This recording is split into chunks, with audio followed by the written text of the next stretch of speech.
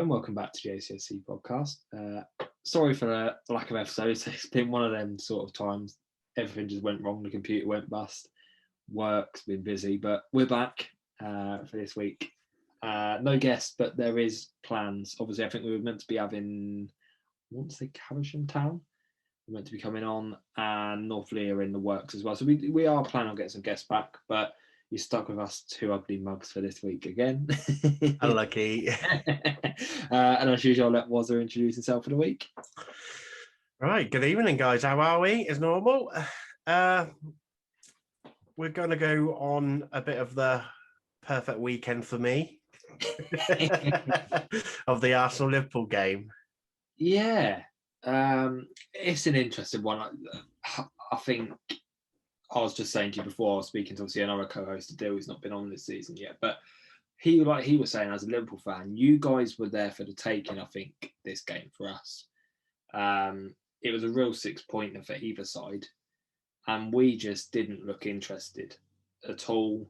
I think It was Jamie Carragher brought it up after the game with Aubameyang. He's already looking lazy, not interested. And I think I've said it quite a few times this season, my opinions about him, but he just doesn't seem to be interested in us anymore, and it's showing on the pitch.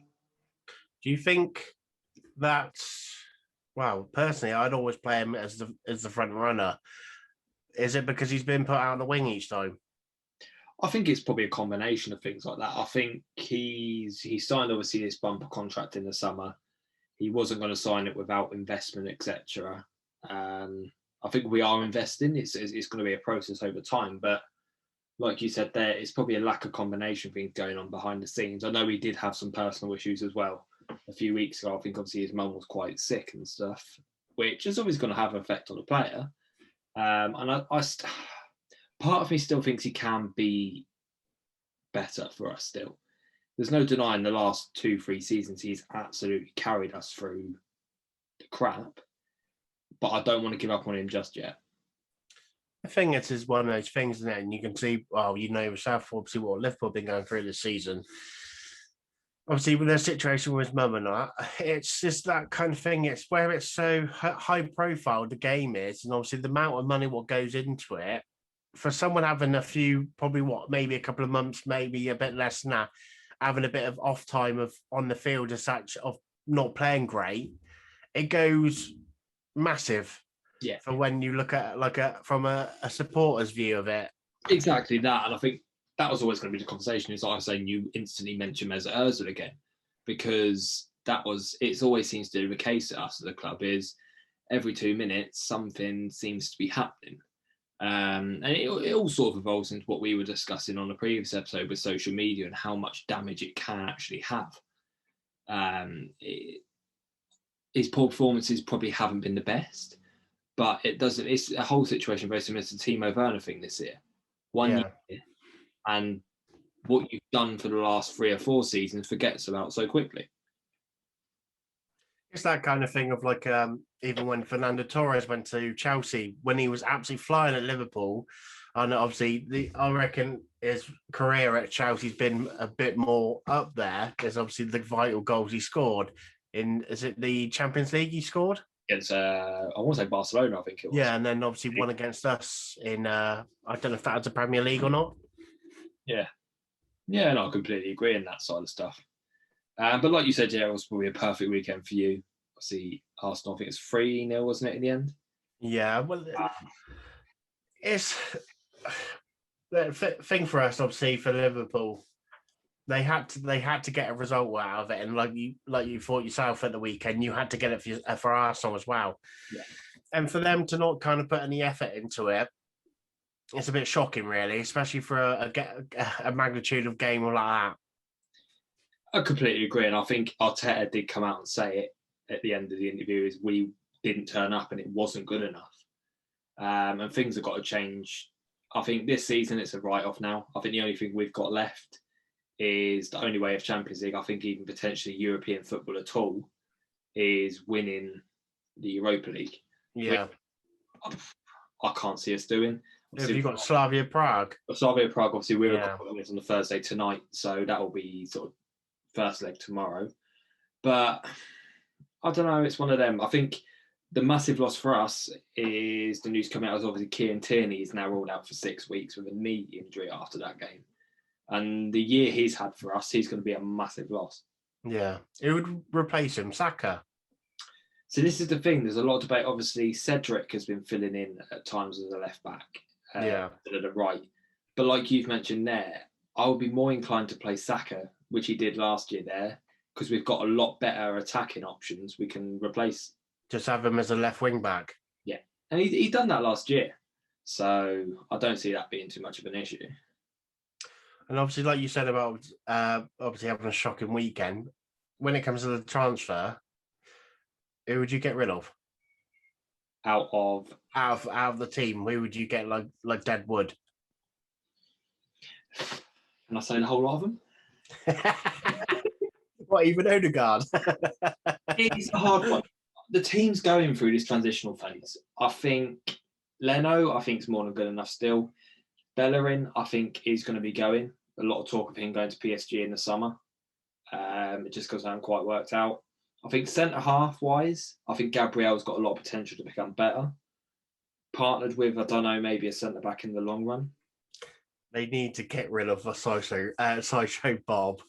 Yeah, so it's one of them. Left back, Kieran Tierney, more than happy. I think probably one of the best left backs in the league. Bar Robbo, Shaw, he's up there, I think. Yeah. In the middle, Xhaka's one of them that I think if the right offer comes in, I'd let him go. Odegaard I want on a permanent. And then obviously a lot of talk is obviously, and also a lot of rumours is we're rumoured to be considering to sell Saka to make funds. And you guys have been heavily linked with him. We don't need him though, that's the thing. But can you say no to a type of player of his talent and potential? But then is it worth spending probably 50, 60 million on a player when we've got just as good quality? Yeah. Agreed. And you'd probably want something more proven as well for a backup. Yeah. Agreed on that. So that's one of the rumours I saw there. But obviously the main two is between Laka and Uber of who will we go in. I'd definitely get rid of Lacazette. You know, I think a lot of people are instantly putting down, but he's got a very good goal record. I like him, but I don't see him as the mountain out. I would still like him as a squad player, but I don't think he would want to be a squad player. He wants to be a main man. It's one of the things for him. You look at his, what's he been there? 2 years, 3 years now? More than that, I want to say. I think 4 or 5 years he's been with us now. Because obviously when he was at Lyon, I used to watch it every week and I'd have him, what was it? I think I had him on FIFA as well, but every week I was looking through the scores and he was banging goals in for fun for Lyon. It was ridiculous. Yeah. No, I completely agreed. I think another player we haven't spoken about yours on, I think Trent Alexander-Arnold. What a game he had. Outside of the right foot. What a pick all that. the backlash he's had, obviously, saying his performances haven't been as good. He had a hell of a game, but then 2 mistakes. Bringing it into the Champions League fixtures in midweek, he wasn't as good. I think, obviously, he had the big error of heading the ball back across your own box, Benyo. And I think it's just a fall from grace. He sort of had that amazing performance in the Premier League to sort of say, look, I deserve to be in the English squad. And then for anyone who's, I would say, a doubter of him, seeing that performance midweek makes you instantly think otherwise. It's like anything. Everyone knows he's obviously as great as, well, it's not as great as aspect as defending. And obviously, there's always that option of, I suppose, putting him in that midfield role. Or the only other one I can think of, which you'd probably have to play, I don't know what you'd do for that. So you have a right mid and a right wing with it. Yeah. So you'd have obviously, yeah. So then obviously he can still whip the balls in for what he wants, but probably for a midfielder, he's probably got a good enough defensive rating, I'd probably say myself, if he is going to play in mid. Yeah. I think you're sort of saying not just Arnold, but I think for you guys as well. So you lost 3-1, I believe. 3-1, yeah. Thoughts? Do you think you're out now, or is it another situation of the? I say 70-30 because you never know at Anfield. Obviously, I know it's not been the greatest at Anfield this season, but if you look at 4-0 against Barcelona for us to go and win it, you never know. Agreed. I just think, you know what, fair play to Madrid. I don't think a lot of people would have put them to be potential semi-finalists this year. Because they had a bit of a shocking start, and then they started going again. Then they lost a couple, and now you look at Atletico; they were flying for at the start of the season and all the way through, and now they're starting to drop quite a few points there. And obviously, Real Madrid and Barca are heading for them now. Yeah. I think the only saving grace is I know it's the El Clasico, I believe, this week. So yeah, I did see that. Yeah, that's a massive saving grace for you is on squad fixtures, etc. for next week. I'm quite surprised, to be honest. Benzema weren't on the score sheet because he has been banging them in for fun this season. This season, he's really upped. I wouldn't say he upped from his game. He's always been one of them underrated players. I think we've been rumoured with him for the last 7 years. But yeah, I think this year he's really sort of become that main man at Real Madrid and sort of stepped up to that. It was that kind of thing, wasn't it? When as soon as Ronaldo goes, there's got to be which they thought it was going to be Bale.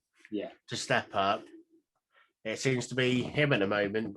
Yeah, exactly that. I think some of the other fixtures, I believe it was 3-2 in the PSG Bayern game.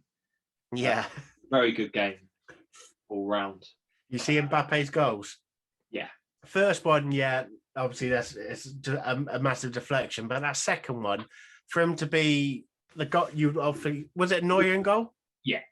But for him to get him at near post like that. The angle, even when you look at it, the angle he sets it up so tight. Always going for that far post. If you look at the way he's setting it up to then cut back in on the inside, I think it's one of them arguments. Obviously, the other player we're going to talk about is Haaland a little bit in the Dortmund City game. Yeah, which was 2-1 City, I believe. Should have been 2-2. 2-2. I think we've spoke about VAR and stuff enough. How the fact the referee blew the whistle before that decision, the ref blowing the whistle opens up everything. You don't blow the whistle by the letter of the law now. You let the ball go run, yeah. Because him blowing that, he's just lost that whole chance, and that was one of the softest decisions I've ever seen to give that. Was VAR even involved with that? Not allowed to. Because really? So the way it works is if the ref let the ball go in the net, like Bellingham score, yeah, and then said no goal because of the foul, VAR could have then got involved. But because he's blew the whistle as soon as it's happened, they can't get involved in it because it's not an obvious decision. That's shocking. Yeah, and this is the whole problem with where it's coming in, that side of things like that. But obviously Bellingham had a good game there. I think for English football, obviously that also game was Foden. Yeah, it was absolutely class again. Dog barking. Yeah. You see that Foden went out to Haaland. I wonder what he actually said to him. Next season, I think, more than anything. I think even I've seen a few of the Twitter polls and stuff. Is a lot of people, I think, if you asked them a few months ago, would have said, "Yeah, Haaland is the future star over Mbappe." But I think a lot of people stopped putting respect on Mbappe's name for what he's actually doing. He's such a young age still, and obviously he's been around a bit longer than Haaland. And it's that kind of thing of everyone's kind of putting Mbappe on the back spot, which he's straight. Wow, I'd still put him as the best player at the moment. How can you when he's won a World Cup already? Yeah. He's a World Cup winner. Not being funny, potential could be a Euro winner at the end of the summer, because if the French squad does what I think they could do, they'll win that comfortably. So you've got a Euro winner, a World Cup winner, potentially, if they can keep going on, win the Champions League this season. He's got the champion. He's done a lot at 21, 22. Yeah, he's got to be. So, no disrespect to Haaland. I think you're comparing two different players, though. Oh, yeah, of course, yeah, massively. Haaland is an out-and-out. I think if you go by out-and-out strikers, you've got Lewandowski's the best in the world at the moment. Yeah. Benzema, probably second. Very closely with Haaland, I think, as an out-and-out striker at the moment. Yeah, obviously, I just realised you said out and out. Not for now, otherwise I would have said Luis Suarez recently. But actually, saying that, he is banging quite a few goals in for Atletico. He's still doing quite well, but not what he was at Barca a few years ago. I'm for current form as such. I'd say now. I think Luis Suarez is always like if that conversation, you've got to have the likes of Aguero thrown in there still. But even like you can't even put. I wouldn't say you can put Harry Kane in that at the moment. Harry Kane's an interesting one because I do like him, but until he moves to a bigger club, I think we spoke about it, didn't we? I think we have, and I think he needs to take that decision to leave Spurs this summer. I'm pretty sure he did say something about it, didn't he? If it's this year, he will be looking to do something about it.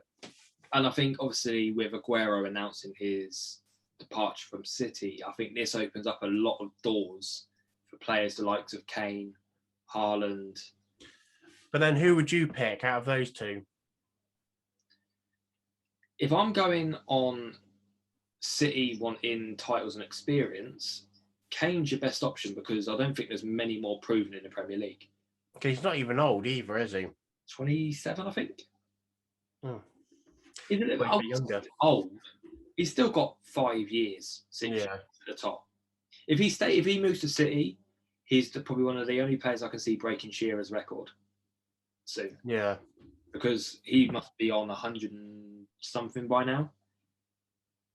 I think he's definitely got to go on to break Rooney's record for England, potentially, if he can carry up his form. Rooney's was all penalties anyway. So I think Kane will become better. He's got the potential. I think you look at it like his goals he's scored this season, some of them absolute worldies. Yeah. But if you're then going as an investment for the long term, you go for Haaland because he's 20. But do you wait a year? Because Haaland's going to cost 150 easily this summer. You wait until next summer, he's got a release clause, I think, of 70 million. It could be one of those things as well. For City to buy him and then even loan him out for one more season just so he's got that kind of experience a bit more. To stay at Dortmund for the year? Yeah. I think Dortmund's one of these that it's obviously you've got Haaland's the big one, but I think a lot of people are obviously not talking about Jadon Sancho in his future this summer. Because if Haaland doesn't leave, I think Sancho will. One of them is leaving Dortmund this year.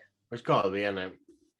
Obviously, I think Haaland's rise has probably been a good thing for Sancho because a lot of heat was getting on Sancho last summer, looking at the likes of United for 100 million.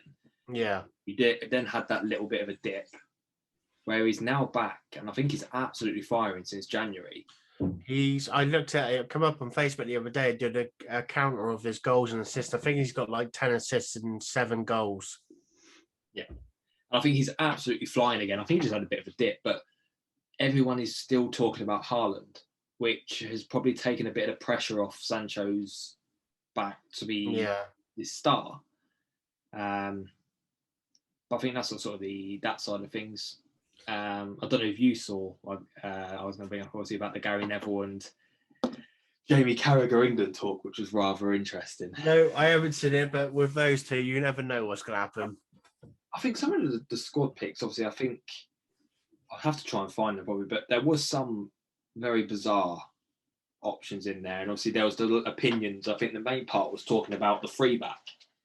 I think it's a very good point. And they was discussing that, you're going to love this one, that Gary Neville thinks it's more of an issue if England lost Harry Maguire Slabhead to an injury than Harry Kane. No way. No. I'm not having that. And his reasoning was, if Harry Kane was injured, don't get me wrong, it's a big loss, but we have more attacking options. That if Harry Maguire got injured, it rules out playing a fullback. It's one of those things with, like, obviously for the striker position, a lot you see like Liverpool this season, especially with the defensive. And I think with the attacking option, you can do a lot more than what you can do at the defensive. You can't teach to be a defender. I understand where Neville's coming from, because the free back may have worked a little bit and got us to a semi-finals, agreed. But as it says, lightning only strikes once. You're not going to get that again. I think the 4-back has to be in play. And it all hinges down to who he plays in that 4-back. It's one of those things as well. It depends on who we're playing. You look at that Sweden game and that, we should be, to be honest, we should be battering them each week. I think that for me, I'm not even looking at it as a defensive back. It's the midfield who he picks, because it's got to be. This is, for me, is the biggest problem. Like I think we've said it countless times in the last few episodes, is the midfield needs that balance. You can't be playing 2 holding midfields. No, because otherwise you ain't going to get out anyway. We need to be going with 1 holding, with, if it's Declan Rice, Kelvin Phillips, or Hendo, whoever he picks out of them 3. Yeah. And then you have, I think Phil Foden is a definite with his current form. And you then have, I would say, maybe one of them is an attacking, but can also sort of do the box to box. Yeah. Like Mason Mount's one of these that I think he has to be in that squad now. With his starting or in the squad? I don't know he's starting, but he's got to be going. Because you would have thought so. Then it's between Jack Grealish, obviously.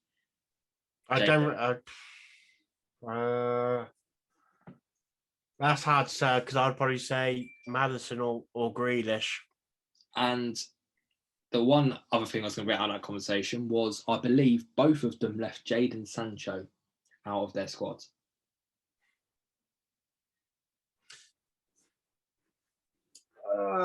It's a bit of a hard one, really, because he's probably our only right-sided player. It always, you must have been still even a bit young then. That left-hand problem we had for England. I think they come to conclusion it was Joe Cole. I think the problem we've always got one of these problem positions. I think Jadon Sancho has to go. I don't see any reason why he wouldn't. And I think a lot of them in the midfield onwards, I think they were putting Jude Bellingham in there. But I still don't know if he's still too young and inexperienced. But he must have something about him for him to be even starting for Dortmund. Yeah. I don't know, it's a hard one. The only thing I can think of is if they had Sterling left and Rashford on the right, but yeah, I don't know about Rashford on a wing. It's one of them. I think for that sort of things we've covered that. I think there's a lot of things we can also discuss as where we're going as a podcast. I don't know. I think we discussed it on the Instagram Live, but it's been a few episodes since we've actually managed to be able to get the chance to do it. So if you guys haven't already gone and checked it over on Facebook, Wazza has set up an ACSC gaming page. I think you're doing FIFA and Warzone mostly. Warzone mainly at the moment, but FIFA I need to sort out because of copyrights on the music. Good. But there is a lot of good content over there. I'll probably be joining for the occasional game on Warzone when I can. But definitely go check it out. There will be a link up here or down there or wherever I decide to put it. It'll be in there. Just at the top. Wherever. But that's all that plans going forward. And obviously we've sort of decided that season 2 will come to an end at the end of the season. We're going to have probably about a 2-week break. And then we're going to do a sort of Euro special, which is going to be a lot more daily content. Obviously, the rules around COVID are changing where you can actually see people in person again at last. So we can do some content in person, bring you some of that stuff, and hopefully a deal will be back for season 3. which is Euro special. So there'll be another person on the screen, not just us two chatting waffle every week. Hopefully Friday as well on Twitter on Saf. He could be doing, I'm pretty sure he did say to me last on his stream himself that he'd be doing a giveaway for us, which is for any gamers ready for FIFA, especially for Weekend League. It's a pro lesson for an hour. Nice. I think that's a better added benefit than, I'd say, pumping money into EA. After all the debacles recently, but I think definitely a great prize for that coming out. But yeah, so that's sort of some of the background of where we're going. But I think for this week, unless you've got anything to add, that wraps it up.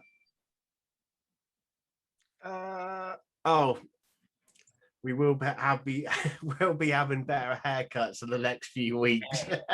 Yeah. Yes, this is getting sorted on Monday. So we're looking a bit more sharper as of next week. But thank you all for this week. Like and subscribe to the channel. It'd be much appreciated. And see you guys next week. Hello.